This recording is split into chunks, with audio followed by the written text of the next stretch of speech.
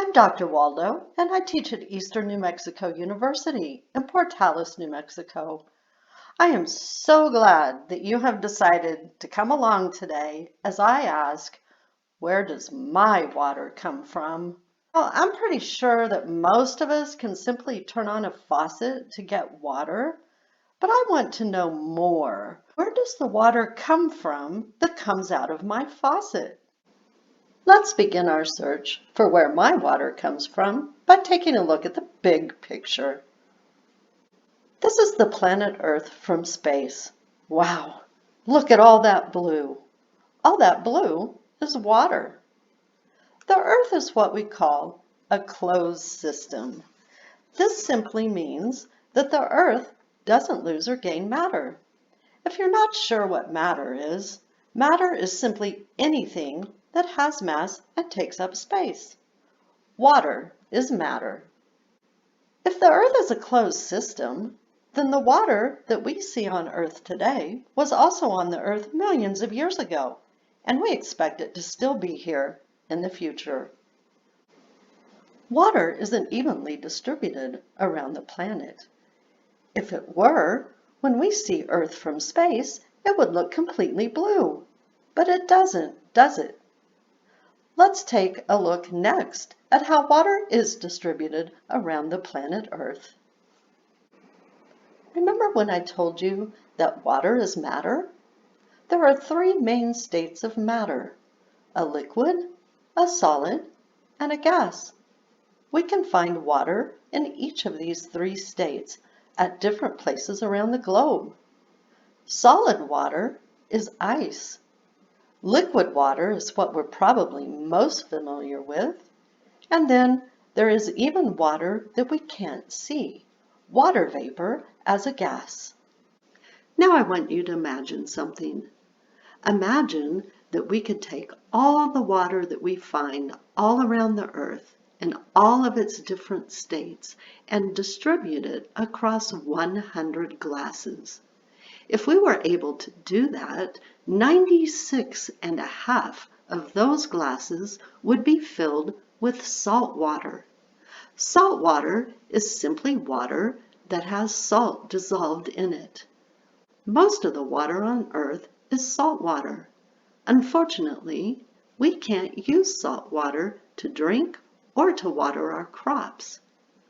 The remaining 3.5 glasses would be filled either with fresh water in its solid state, water vapor, or liquid water. Fresh water is simply water that doesn't have so much salt dissolved in it.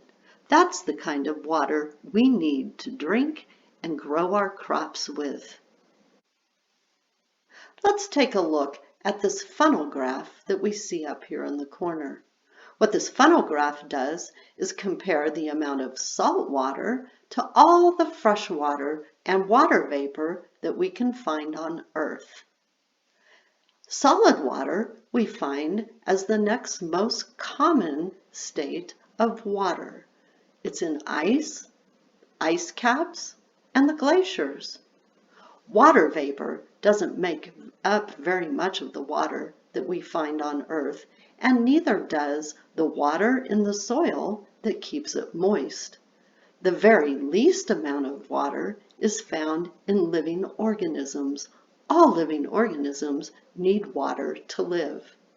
Now, liquid water is found in rivers, lakes, and swamps, and also under the ground in groundwater. This is the kind of water that I am most interested in. But before we talk about groundwater, let's look at one more thing. Did you know that water is constantly moving through the Earth's closed system? Water changes back and forth between a liquid, a gas, and a solid through a process that we call the hydrologic cycle. Maybe you've also heard the term water cycle. The hydrologic cycle and the water cycle are the same thing. So how does the water cycle work? Let's start with surface water. This can be an ocean, sea, river, stream, lake, pond, or even a puddle. any water, however big or small, that is on the Earth's surface. I could also be showing water in its solid form as either ice, the ice caps, or glaciers. Let's add to that the sun. The heat from the sun can cause glaciers and snow to melt into liquid water.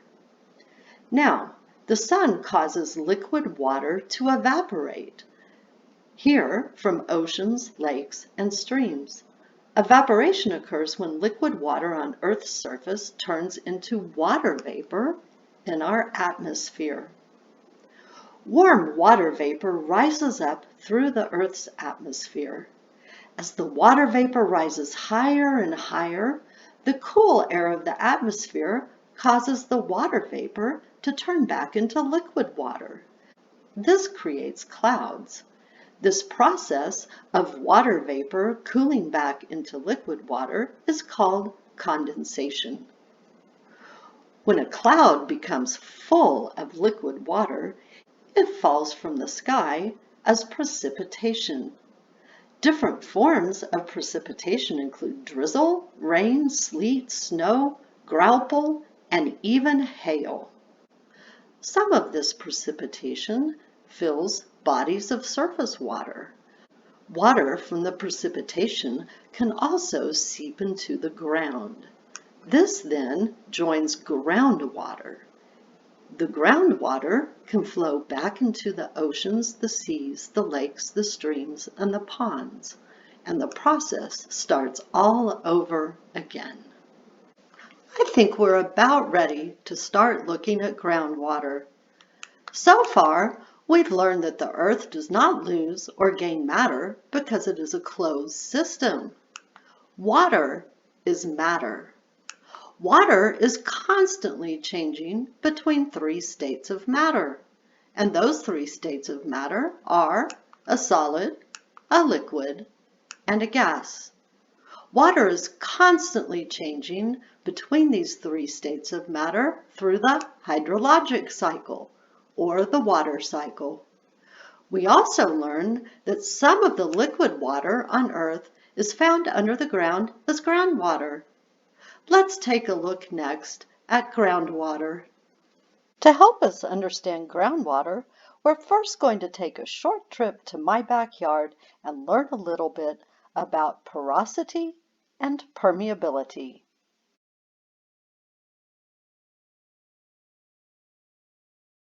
So I've moved outside to do this part, and I want to demonstrate porosity and permeability to you using just a few simple things that you can probably find at home. I have two sponges right here and 2 cups of water and this cutting board. I've decided to use this cutting board because it's actually made with a depression here and a larger one here in case I get too messy and I spill water everywhere. Anyway, let's take a close look at this sponge right here to understand porosity. As you can see, this sponge is made up of a material that has lots of holes or empty spaces in it. It's full of pores. When we talk about the porosity of something, we're actually talking about the amount of empty space in it. This sponge has lots of holes or pores in it, and we therefore expect it to have high porosity. Let's compare these two sponges to each other. I took them out of the same package. They haven't ever been used before. And let's see. How do they look similar? Well, right off, I bet you're saying they're both kind of the same color. Looking down at them, they're actually kind of a light green, but due to the camera, they might actually appear a bit blue to you. But they are very similar in color. They're also pretty similar in shape.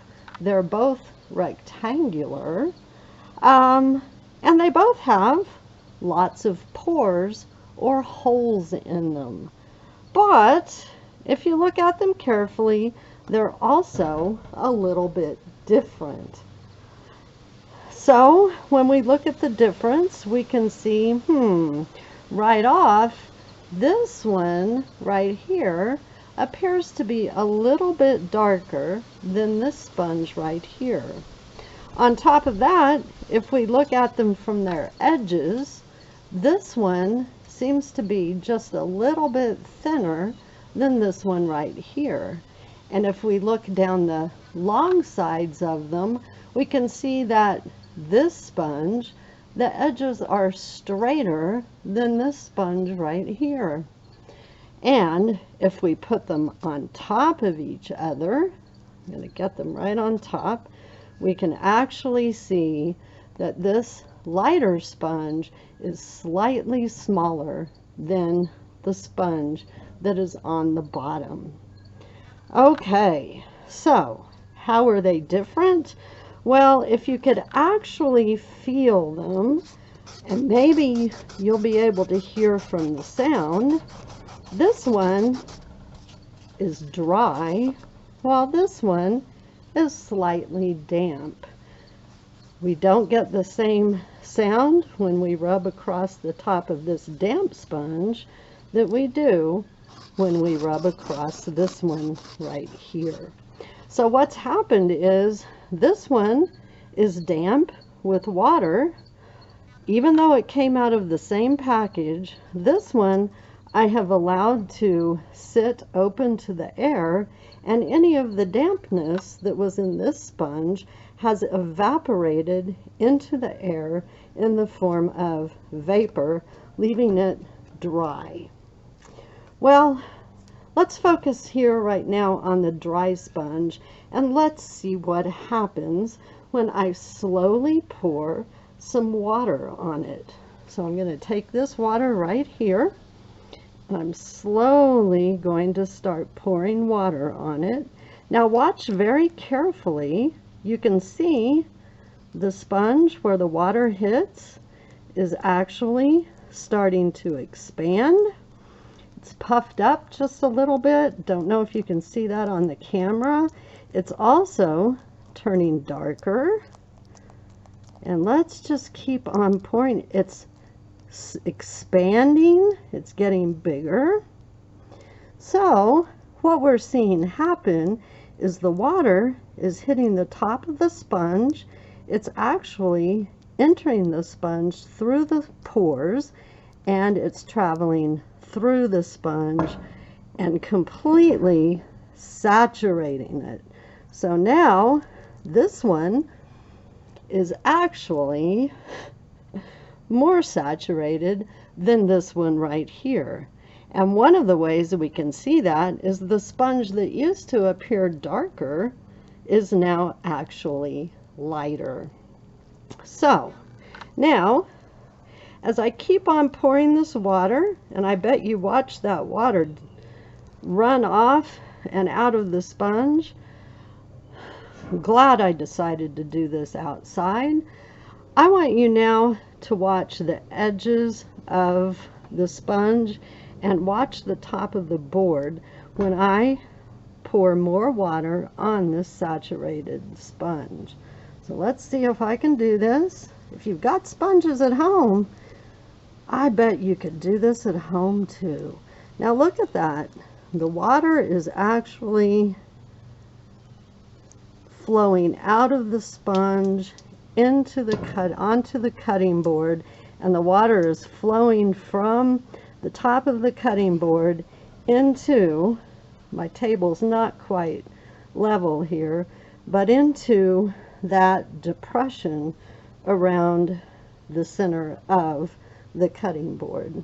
So this lets us talk about another really important concept, and that is permeability. So permeability is very closely related to porosity. So porosity is the amount of empty space or pores within any material, and permeability actually refers to how connected those pores are to one another. So let's actually see how permeable this sponge is. What I'm going to try to do here is get this to where you can watch. I'm going to move it really quickly. Try to anyway. And there we go. Now I'm not squeezing the top of the sponge at all, but you can see that the water is flowing out of the bottom of the sponge and dribbling back into my cup of water. Now, if I could somehow get this close enough, what you would actually see over time is that the top of the sponge that's the furthest away from this bottom edge is slowly getting lighter in color than the very bottom edge of the sponge, which is remaining just slightly darker than up here in this area. What that is showing us is this sponge is actually highly permeable.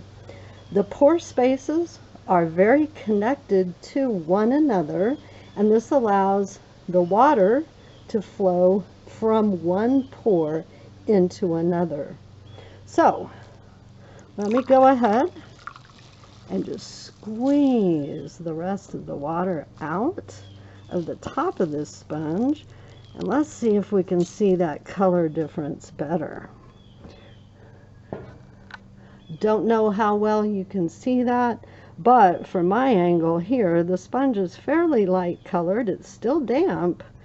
Don't get any sound scratching on it, but this part is actually darker.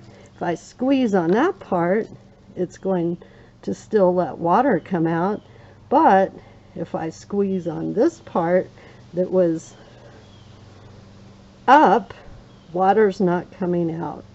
Let's see if we still have enough.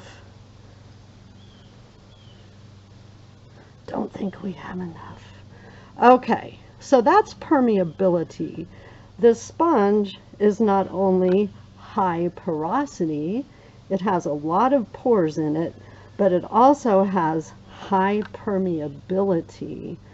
That means that the water can travel easily, flow easily from one pore to another. So now let's check another substance right here.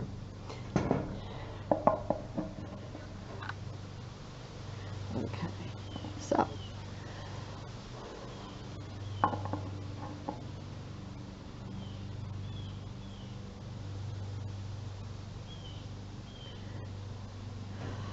here, let's look at the permeability of these two rocks. These are special rocks. They're called caliche. And caliche is all around this area in Roosevelt County. In fact, I picked these up fairly close to my house. And what we want to do is see how porous and permeable caliche is compared to our sponges. Now, caliche is simply a whitish or cream colored layer you can find around here. It's been cemented together by carbonates of calcium and magnesium. Sometimes it can actually be pretty soft, but with these right here, as you can see, and here actually, as you can hear, they're actually quite hard. Okay, so let's look at them first and see how porous we think they are. Now this side of this rock is actually interesting because it does look like it has some pores in it. So for example, here's a pore, here's a pore, here's a pore right here. But they could just be very, very surface and not go in very deep. This one right here looks quite a bit different. It's rough, on this side, but it doesn't look particularly porous to me. But maybe it's just because the pores are so small that I really can't see them. Let's check this out. So we're going to do this one first, and I'm actually going to pour water on the top of it where I can actually see the pores. Let's see what happens to the water.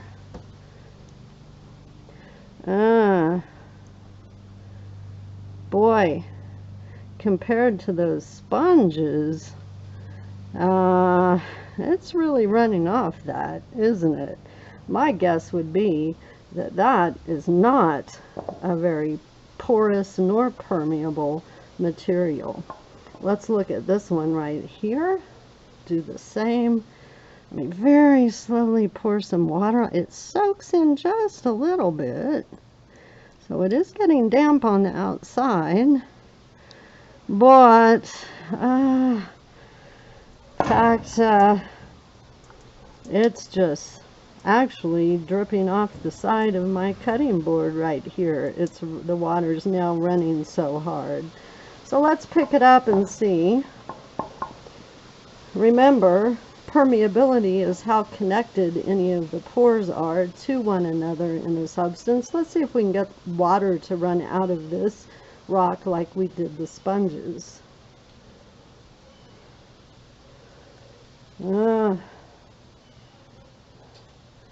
Well, not a whole lot of luck there, I'd say.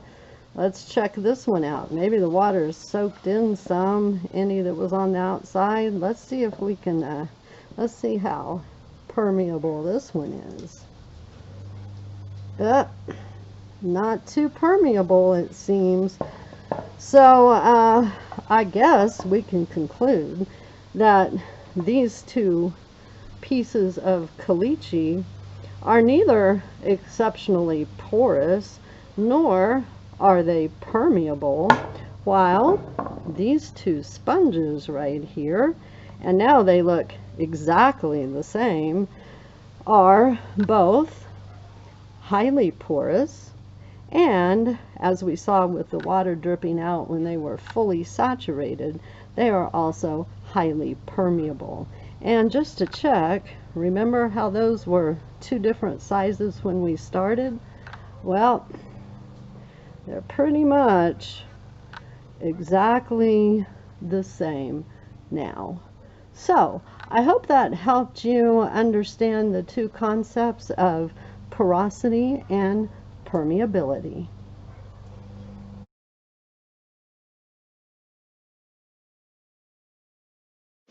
Porosity and permeability are very important when we talk about groundwater. Remember, porosity is simply the amount of empty space within a given material. Permeability, that's related to porosity, simply refers to how connected the pore spaces are to one another. When we're talking about groundwater, permeability allows water to flow from one pore to another within the earth. Let's look at that center drawing of a slice of earth. On the very top, we have Earth's surface. That's kind of like the top of that marble cake where all the sprinkles are. Underneath the Earth's surface, we find something that we call the unsaturated zone. This simply means that there is porous rock or soil under the surface of the Earth that is not filled with water. It's kind of like that sponge that was dry and scratchy. It was unsaturated. In some places underneath the unsaturated zone, we find the saturated zone. The saturated zone is simply porous or fractured rock that is filled with water. That's an awful lot like the sponge that was saturated. Underneath the saturated zone, we find something that we call bedrock. On the drawing in the center, that's that reddish layer at the very bottom. Now, bedrock is impermeable. That's pretty much the opposite of porous rock. In impermeable rock, the rock is so dense that there are no pores to fill with water. The water table that you can see there between the unsaturated and the saturated zone is simply the upper level of water under the ground. This water occupies all the space in the soil and rock of the saturated zone. When we find water underneath the ground, it is actually filling rock with pores or rock that is fractured with water. This is what we call an aquifer. An aquifer is simply an area underground where water fills the spaces in and between porous rocks, like the sponge, fractured rocks, which is simply rock that has cracks all the way through it, sand, and or gravel. This map is highlighting the underground aquifers that are important to the United States. Now, these underground aquifers don't automatically stop at the border with Canada or at the border with Mexico. They actually continue on underneath the ground. Nevertheless, I'm really interested in one particular aquifer, and that's this aquifer right here. This aquifer is called the Ogallala Aquifer or the High Plains Aquifer. Let's zoom in on just the Ogallala Aquifer. Now, while I'm very interested in all of the Ogallala Aquifer, I'm particularly interested in this part of the aquifer right here. That's because this part of the Ogallala Aquifer underlies Roosevelt County, New Mexico, where I live. This is a bird's eye view of Roosevelt County, New Mexico. I don't know where any of you live who are watching this presentation, so let's take a quick tour by going to Google Earth. Let's begin our tour with a bird's eye view of the state of New Mexico. It doesn't look like there's a lot of water there. This down here is white sands. This isn't water. This is also sandy material, and this isn't water either. We do have some rivers that run through New Mexico. This is the Rio Grande, and closer to Roosevelt County in Portales is the Pecos River, which you can see through here. Let's keep on looking for water in the state of New Mexico. Here, we're zooming in on Blackwater Draw Locality 1. The picture that you see up here is actually an ancient hand-dug well that was dug by Paleo Indians to reach clean water. There used to be, 13,000 years ago or so, a spring-fed pond in this area. In fact, all the way up until the 1970s, water would still push up from underneath the ground and pool at the Blackwater Draw locality. Unfortunately, we don't see this anymore. Let's keep looking. Now we're going to go southeast of town to the Grulla National Wildlife Refuge. This is a picture I took at this particular playa, or ephemeral lake, about 6 months ago. You can still see a very tiny bit of water out here in the center. This is salt water, though, so it's not good for human use. Right next to this large salt playa, there's actually a smaller playa lake. You can see just barely a tiny bit of moisture that is still there. However, this water is also not good for human consumption. Let's keep looking. Here we're seeing the town of Portales. I've even marked Eastern New Mexico University on it, since that's where I teach. Around the town of Portales, you can see circles. Some of them are brownish, some of them are green. On these green circles, farmers are pumping water from under the ground to irrigate their crops. But where does the water come from that the people in Portales use? Let's take a look. Here we're going slightly northeast of town to the Portales water towers. There's water stored in these water towers. I wonder where that water comes from. Before we move on, I want you to take a close look at this interesting land feature in through here. This land feature is going to become really, really important. But I wonder where the water comes from that's in the Portales water towers. Let's keep looking.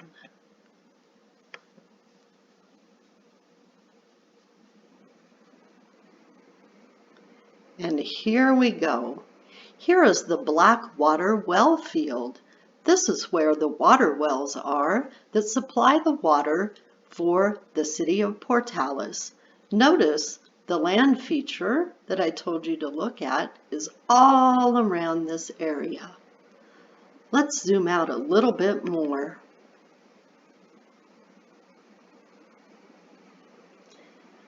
Actually, this land feature starts about up here by Tolar and extends all the way through this area of New Mexico and even into Texas. This is called the Blackwater Draw and the Mule Dune fields.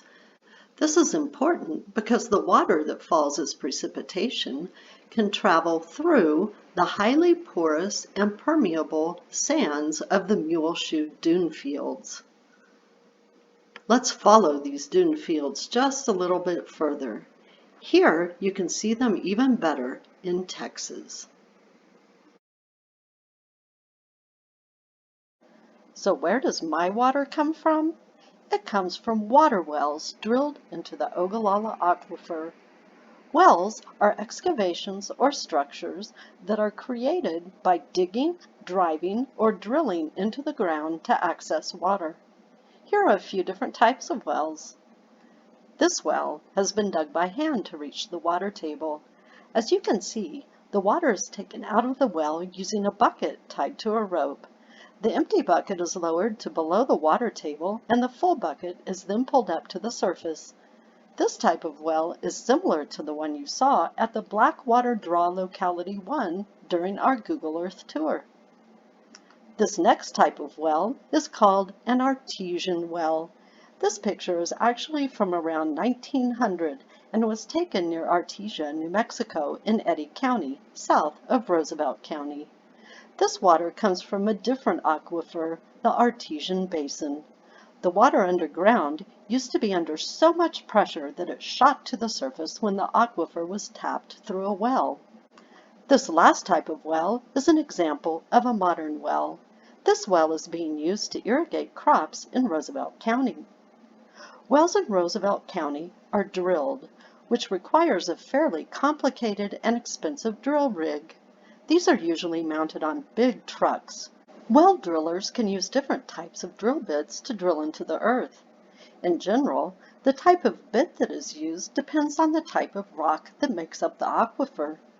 Drilled wells can be drilled more than 1,000 feet deep. How deep the well actually is in Roosevelt County depends on the level of the water table in the aquifer and the depth of the aquifer itself. The deeper the well is, though, the harder it is to get the water to the surface. Unlike the Artesian well, a pump has to be placed in the well to push the water to the surface. Do you remember those two rocks that I was showing you earlier? That was Caliche. Remember, caliche is a whitish-gray or cream-colored soil layer that has been cemented by carbonates of calcium and magnesium. Here are some different pictures of caliche from around the area. One complicating factor for the Ogallala Aquifer in Roosevelt County is the presence of caliche. Because of caliche, much of the water that hits the surface of the earth through precipitation cannot always soak very far into the ground. Especially where caliche is very hard, the water moves over the ground as runoff. This runoff can form ephemeral lakes or ponds, which we call playas, similar to what you saw at the Grula National Wildlife Refuge during our Google Earth tour. When runoff flows over an area where the water can soak in, like you saw in the Mule Dune field, some of that water can seep down to recharge the Ogallala Aquifer below Roosevelt County. Some of this water, however, is lost to evaporation, entering the air as water vapor. The water vapor isn't very useful for recharging the aquifer under Roosevelt County. So what actually happens underground when we drill a well? That's what we're going to look at in this picture. This is a slice of earth from Roosevelt County. Notice I've added a couple of playas on top of the unsaturated zone. Remember that the unsaturated zone is a porous layer that water can move through when there's precipitation. The water can slowly move through the unsaturated zone until it hits the saturated zone. The saturated zone here is porous rock, sand, and gravel that is filled with water on top of fractured rock that is also filled with water. Underneath the saturated zone is the bedrock. Remember that bedrock, the rock is so dense that water cannot enter it. Now the water under Roosevelt County is not standing still. If you notice, there's a slight slant to the water table. The water under Roosevelt County is moving very slowly in the direction from west to east. It's estimated that the water in the Ogallala Aquifer under Roosevelt County travels less than ½ an inch each day. When we drill a well into the aquifer, the well actually pulls the water up from the saturated zone to the surface. This changes the water flow underneath the well. Notice that around the well, there's this area here that doesn't have any blue in it. This is a desaturated area. When the water from the aquifer is pulled up into the well to the surface, then we actually create a zone that we call the cone of depression. The cone of depression is simply an area around a well with a lower water table caused by pumping the water out. On top of the surface, we see something that we call the area of influence. This is simply the land above a cone of depression.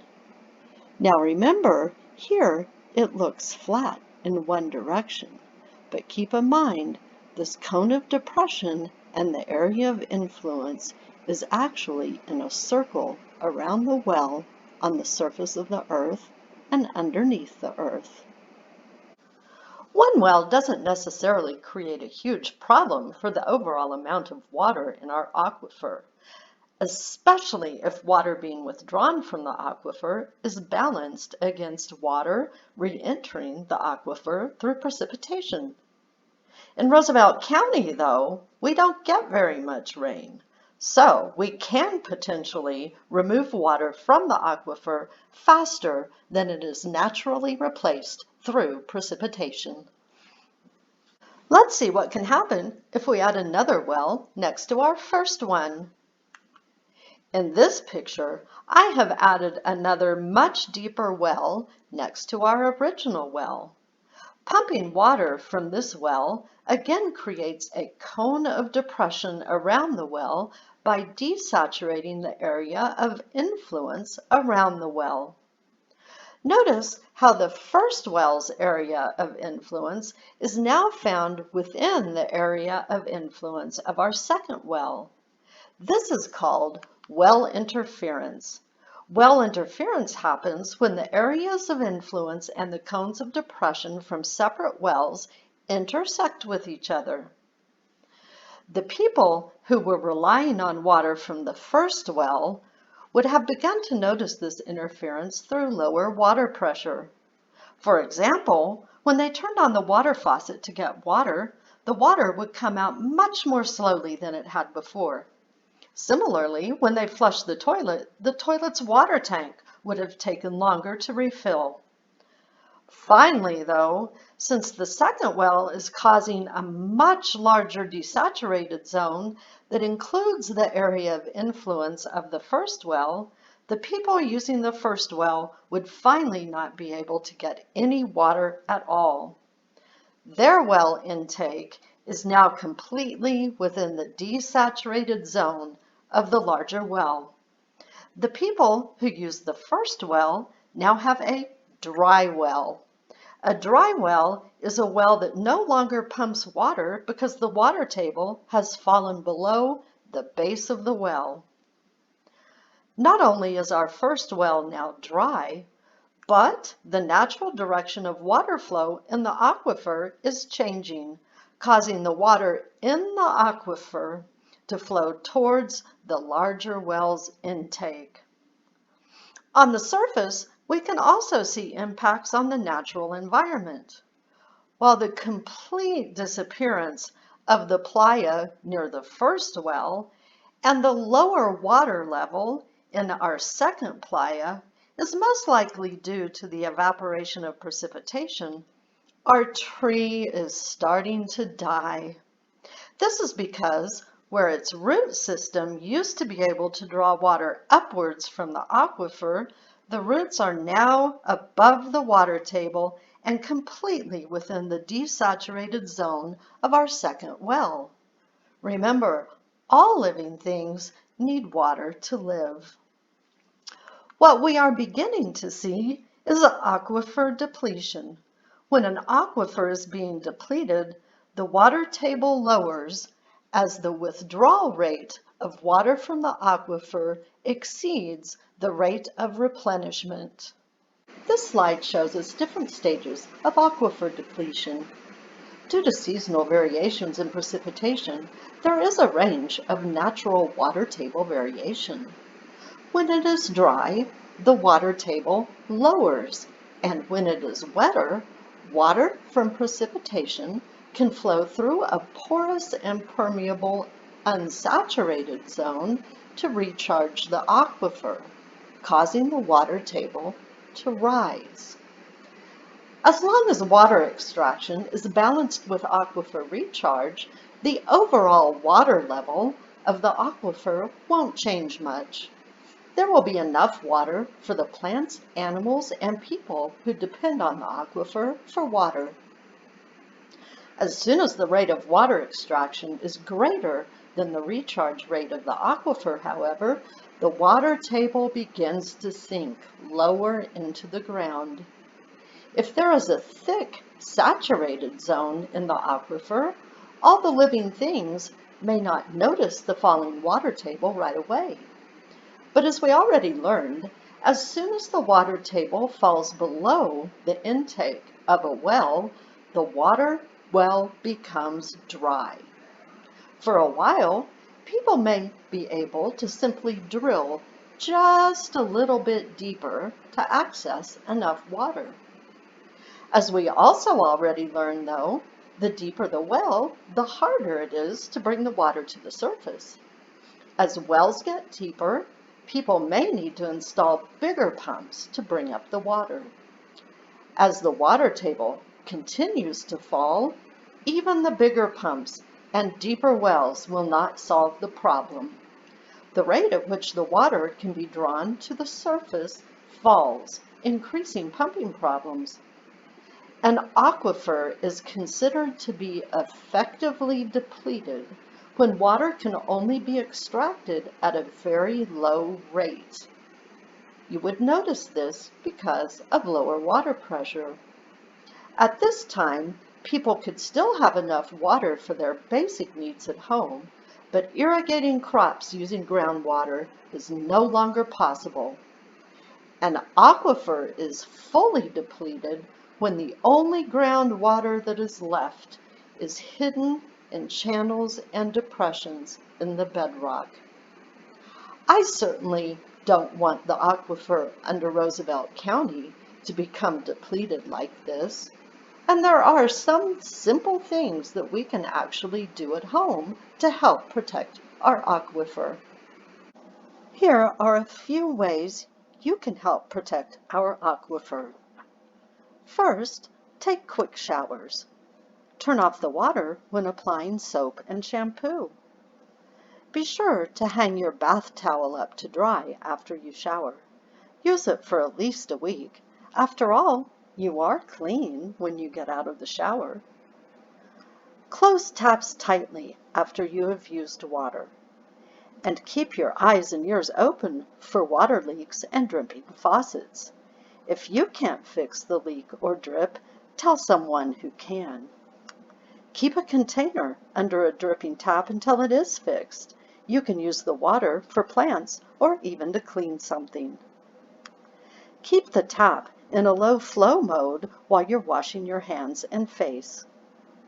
And be sure to turn the water off when you're brushing your teeth.